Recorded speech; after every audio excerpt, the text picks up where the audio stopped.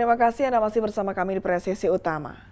Pemirsa, untuk mengetahui pantauan arus lalu lintas sore hari ini di sejumlah daerah, berikut laporan Brigadir Satria, petugas NTMC Korlantas Polri. Ya baik, selamat sore pemirsa. Saya Brigadir Satria akan mengupdate informasi kondisi arus lalu lintas terkini di beberapa titik rawan kepadatan yang langsung kami pantau melalui CCTV NTMC Polri. Yang pertama kita lihat kondisi arus lalu lintas di kawasan JPO Telkom, Jakarta Selatan. Untuk kendaraan pada sore hari ini yang mulai masukinya jam pulang perkantoran nampak cukup padat, terutama untuk kendaraan di jalur arteri dari arah Pancoran yang akan menuju ke arah Semanggi maupun sebaliknya nampak cukup ramai namun tetap terbilang lancar, sama halnya untuk ruas tol dalam kota dari arah Pancoran yang akan menuju ke arah Selipi pun juga cukup ramai dan juga adanya perlambatan kecepatan di sana agar para pengguna jalan tol tidak menggunakan bahu jalan dikarenakan bahu jalan hanya diperuntukkan untuk keadaan yang darurat. Kita keluar dari ibu kota Jakarta untuk melihat kondisi arus lalu lintas di kawasan Pospol Taman Safari, Bogor, Puncak, Jawa Barat. Untuk kendaraan dari arah Jakarta yang akan menuju ke arah Puncak nampak relatif lancar, namun untuk arah sebaliknya dari arah Puncak yang akan menuju ke arah Jakarta ataupun menuju ke arah Gadok maupun Ciawi nampak cukup ramai, adanya perlambatan kecepatan dikarenakan banyaknya angkutan umum yang sesekali berhenti di sisi jalan agar para pengendara dapat tetap menjaga jarak aman kendaraan Anda dengan kendaraan lainnya. Selanjutnya kita beralih untuk melihat kondisi arus lalu lintas di kawasan Pospol Kendal, Jawa Tengah. Untuk kendaraan dari arah Pekalongan yang akan menuju ke arah Semarang maupun sebaliknya dalam keadaan kondusif normal, yang perlu diantisipasi yaitu banyaknya truk muatan barang dan juga bis antar kota yang melintasi kawasan tersebut agar para pengendara dapat tetap menjaga batas kecepatan maksimal kendaraan Anda serta tetap mengikuti arahan petugas kami yang berada di lapangan. Dan yang terakhir kita lihat kondisi arus lalu lintas di kawasan Jembatan Ampera, Sumatera Selatan.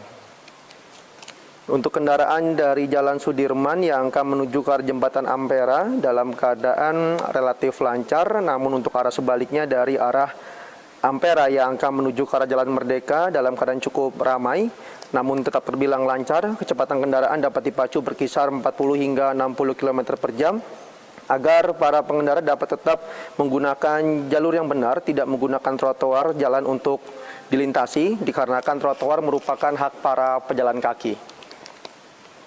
Ya baik pemirsa, kami akan terus mensosialisasikan kebijakan terkait penegakan hukum kendaraan over dimension and overloading atau kendaraan lebih dimensi dan juga lebih muatan. Kendaraan over dimension atau lebih dimensi ini termasuk ke dalam tindakan kejahatan sebagaimana diatur dalam pasal 277 dan juga pasal 316 ayat 2. Sedangkan untuk pelanggaran overload atau lebih muatan adalah pelanggaran pasal 307 dan juga pasal 316 ayat 1 berdasarkan Undang-Undang Nomor 22 Tahun 2009, Undang-Undang Lalu Lintas dan juga Angkutan Jalan. Untuk itu kami dari kepolisian selalu menghimbau kepada seluruh elemen masyarakat agar dapat selalu mematuhi aturan yang ada demi terciptanya kenyamanan dan juga keselamatan berlalu lintas kita bersama.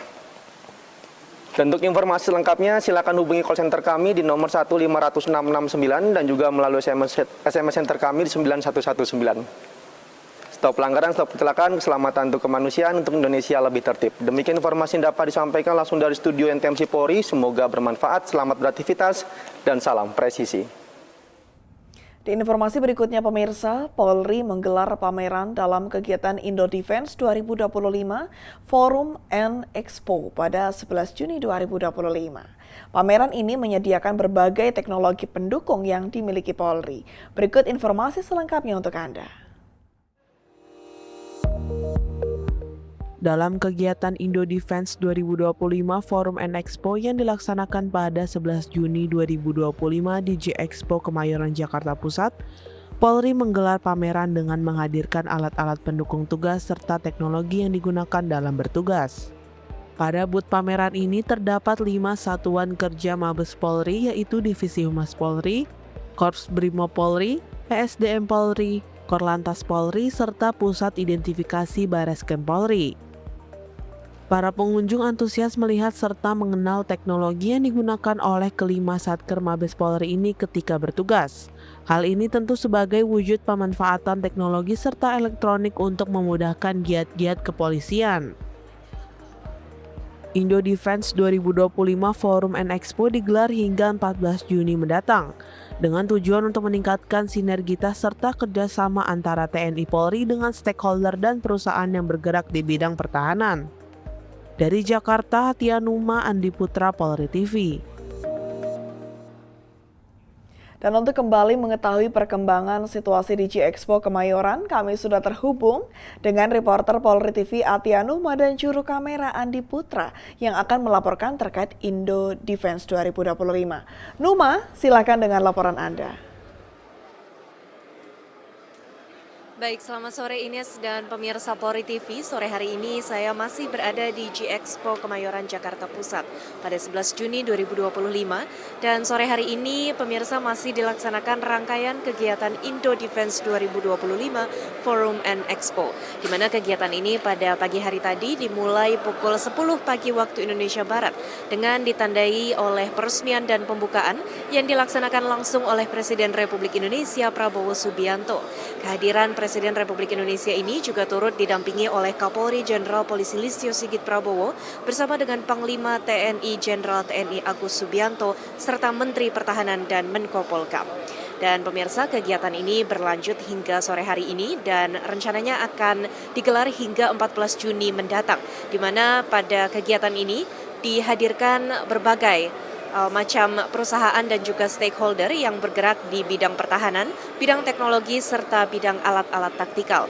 Dan pemirsa, kegiatan ini juga sesuai dengan sambutan dari Presiden Republik Indonesia Prabowo Subianto pagi tadi. Beliau menyampaikan bahwa rangkaian kegiatan Indo Defense 2025 ini merupakan salah satu ajang untuk meningkatkan sinergitas serta meningkatkan kerjasama antara TNI Polri bersama dengan para stakeholder dan perusahaan baik nasional maupun multinasional yang bergerak di bidang pertahanan serta produsen alat-alat teknologi dan alat taktikal. Dan pemirsa, sesuai dengan yang dijelaskan oleh Presiden tadi, bahwa dalam kegiatan ini berbagai macam produk-produk dari alat-alat taktis serta teknologi-teknologi pertahanan dipamerkan dalam kegiatan kali ini. Dan salah satu yang menjadi pusat perhatian adalah Polri. Polri juga turut membangun dan menggelar pameran di tempat ini, di mana pameran ini digabung dari 5 satuan kerja Mabes Polri, yaitu Divisi Humas Polri, kemudian Bareskrim Polri, Korps Brimob Polri, Korlantas Polri, serta SSDM Polri. Dan pemirsa, dalam pameran yang digelar oleh Kepolisian Republik Indonesia ini tadi juga ditampilkan dan dipamerkan berbagai macam alat-alat serta teknologi-teknologi yang digunakan oleh Polri dalam menunjang kinerja dan melaksanakan tugas-tugas kepolisian. Di antaranya tadi yang juga cukup menarik perhatian para pengunjung adalah teknologi-teknologi yang ditampilkan di berbagai satker. Di antaranya tadi di booth Korlantas Polri terdapat berbagai macam teknologi yang digunakan untuk menunjang pelaksanaan tugas anggota Korlantas Polri dalam melayani masyarakat. Salah satunya adalah BPKB elektronik serta teknologi kamera yang dapat mengidentifikasi TKP secara cepat. Selain itu pemirsa, di booth Bareskrim Polri tadi juga terdapat berbagai macam teknologi menarik. Salah satunya adalah teknologi perkembangan face recognition yang dapat mengenali dan mengidentifikasi seseorang hanya dari rekaman wajah yang tertangkap di kamera. Dan tentu hal ini sangat membantu kinerja Bareskrim Polri dalam memecahkan kasus-kasus yang terjadi di masyarakat. Selain itu pemirsa, Divisi Humas Polri juga menggelar pameran di mana tadi melalui portal Humas Polri dijelaskan bahwa fungsi dari Divisi Humas Polri adalah mengelola informasi yang nantinya akan dikonsumsi oleh publik, dan pengelolaan informasi ini dilakukan salah satunya dengan portal Humas Polri serta produk majalah Tribrata News. Selain itu pemirsa, SSDM Polri juga turut melakukan pameran di tempat ini, yaitu tadi terdapat alat pull up yang dapat mendeteksi kekuatan pull up ketika alat ini digunakan dalam rangkaian rekrutmen serta asesmen penerimaan calon anggota Polri. Hal ini sesuai dan sejalan dengan fungsi dari SSDM Polri, salah satunya adalah untuk mengelola dan membina proses rekrutmen serta penerimaan calon anggota Polri.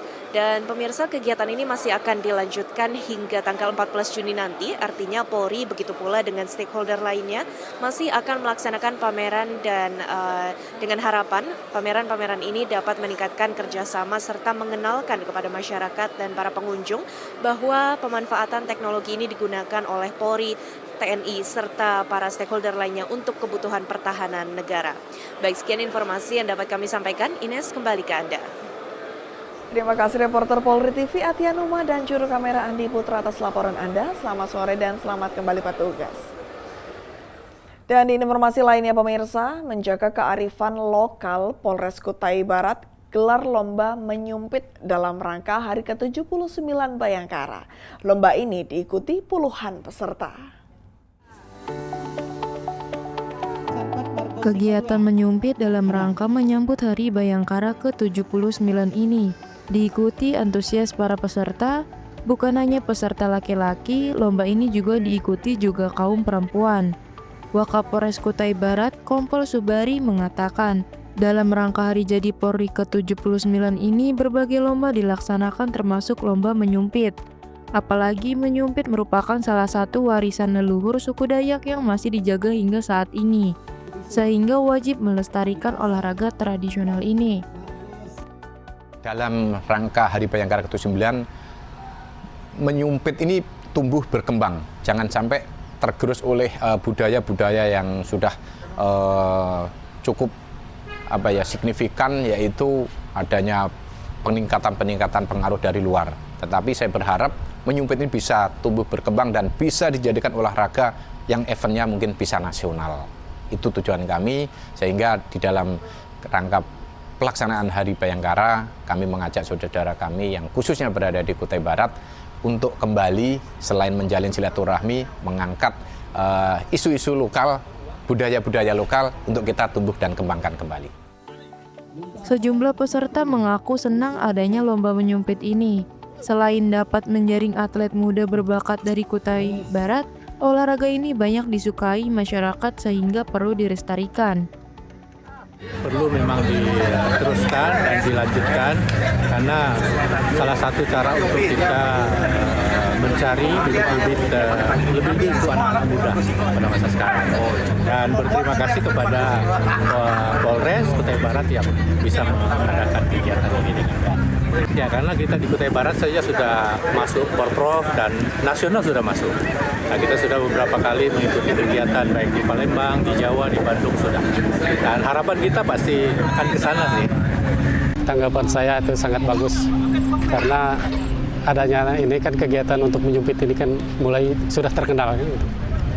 Jadi tanggapan saya sangat bagus dan bisa memasyarakatkan olahraga kan. Untuk khususnya menyumpit.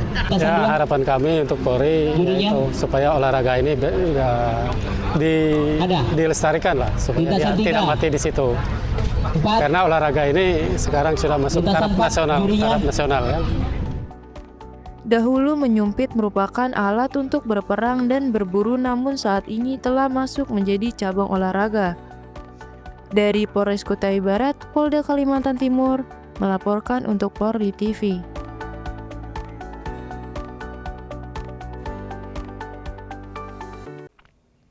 Pemirsa, kami akan segera kembali usai jeda berikut ini.